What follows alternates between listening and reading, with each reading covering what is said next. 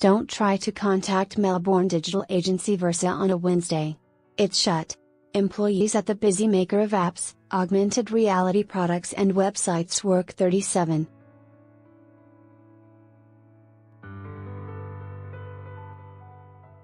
"5 hours a week, on Monday, Tuesday, Thursday, and Friday. On Wednesdays there are no client meetings, no deliveries, no pitches for new business and no expectation of checking emails."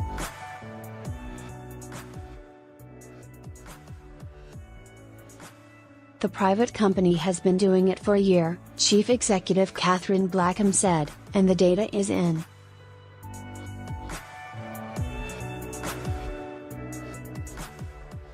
"We are 3 times more profitable than we were last year. We have grown by 30 or 40% in the last year in terms of revenue, and we have got happier staff and who are much more productive," she said.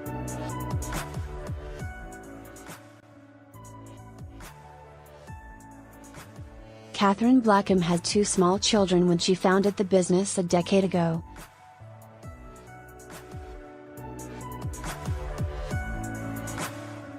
She's attempted multiple ways to build flexibility for staff, such as giving people random or fixed days.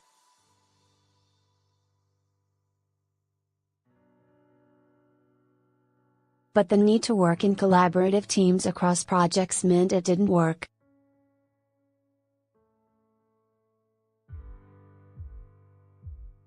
A year ago, she shut the door on Tuesday night and closed the office until Thursday morning.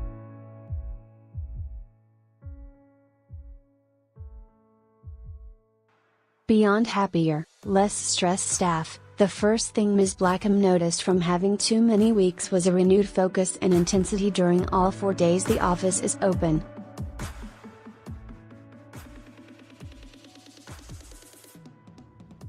"I know a lot of workplaces have that kind of those Monday morning feels, where there's a bit of a vibe in the office, people are bantering back and forward.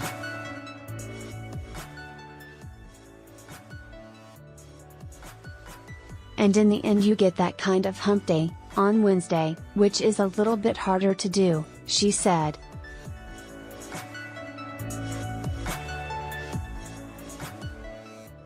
"By the time we get to Thursday it's like a Monday again. You get a new feeling of enthusiasm and cracking on with work, collaboration."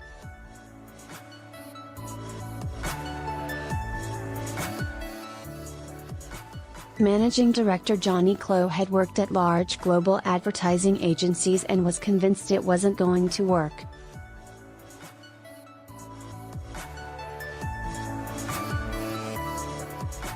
With most jobs in advertising running 7:30 a.m. to 7 p.m. as standard, he couldn't see how the loss could be made up.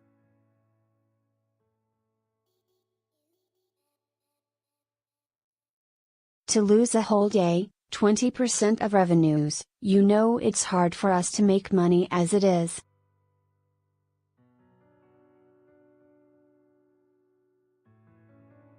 This is a people business, so to think that you are not earning.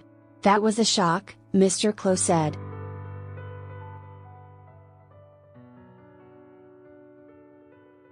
Logically, he said, you would consider a 4-day working week to end on Thursday, creating a long weekend each week.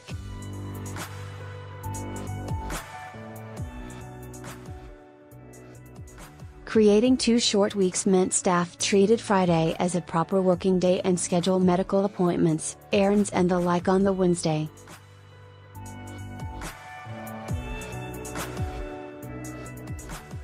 The office environment is a hum of focus, but you can feel a difference.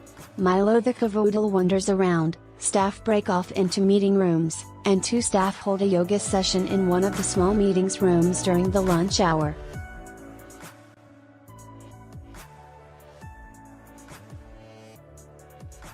This week industry publication RDNews crowned the Melbourne agency its Employer of the Year.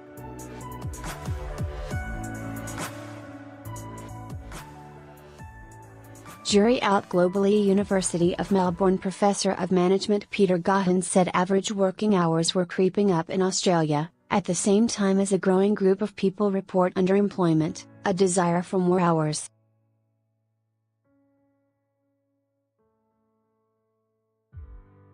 International examples are mixed. To redress unemployment in France, the working week remains at 35 hours.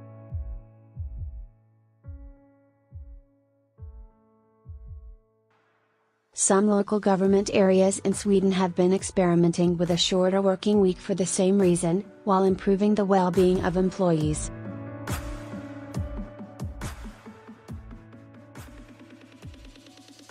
There was also concern about labor costs hampering the ability of France to compete within the European Union and globally, and big business pushed back on the regulation.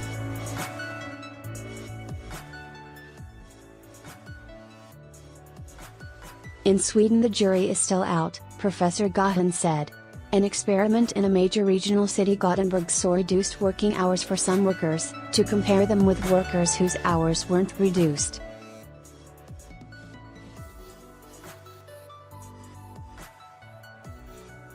The preliminary results from that experiment suggest in fact they were able to maintain productivity levels by and large, and there was some benefits for workers in terms of well-being and other types of outcomes, he said. Resistance to change working weeks of 50, 60 and even 70 hours are not uncommon in service industries, even if they are proven to be inefficient.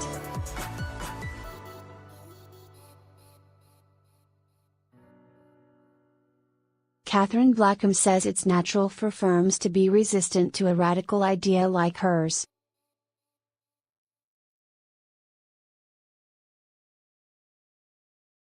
It comes down to one word, and that's fear, she said. And I think that's fear of having to trust your own staff, that they're going to do the right thing. Professor Gahan said innovative approaches like Versus could help with attracting and retaining skilled staff.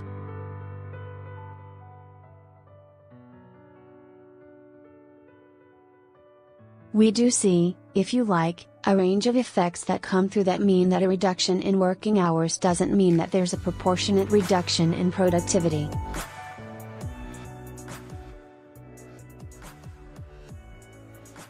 Something to think about, on Hump Day. Contract Daniel Ziffer.